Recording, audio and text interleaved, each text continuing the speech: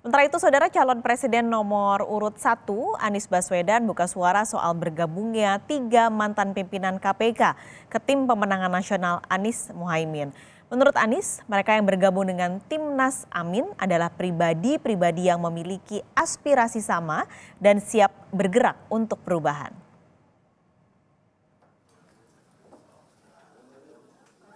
Timnas Pemenangan Nasional Anies Baswedan Muhaimin Iskandar, Timnas Amin telah mengumumkan struktur lengkapnya.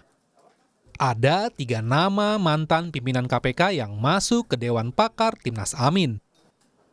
Mereka adalah Abraham Samad, Bambang Wijayanto, dan Tony Saud Situmorang. Calon Presiden nomor urut 1 Anies Baswedan menyebut mereka yang bergabung dengan Timnas Amin adalah pribadi-pribadi yang selama ini sudah bekerja untuk perubahan. Anies juga bilang anggota Timnas Amin memiliki apresiasi yang sama dan siap bergerak untuk perubahan.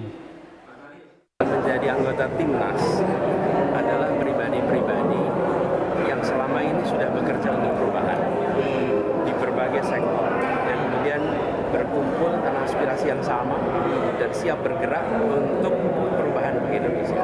Jadi memang yang berkumpul orang-orang yang ingin perubahan untuk Indonesia lebih adil, Indonesia lebih makmur. Itu.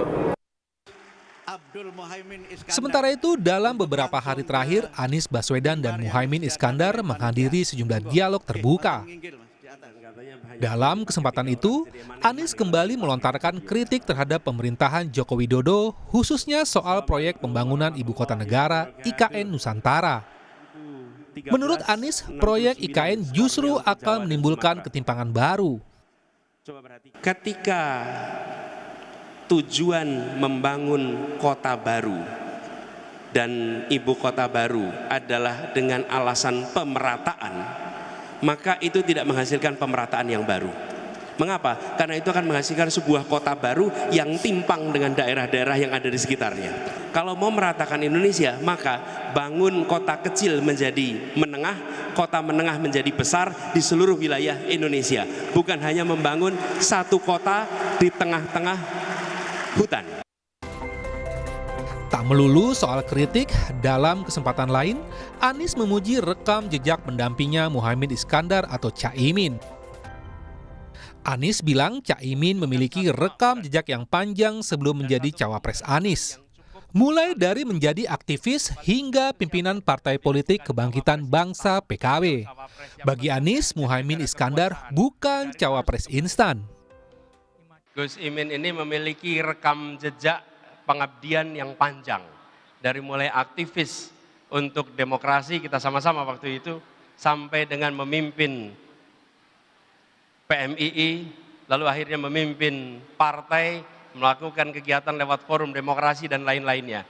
Beliau bukan cawapres instan, beliau cawapres yang bekerja dari bawah terus sampai memimpin partai yang punya pengalaman yang luar biasa.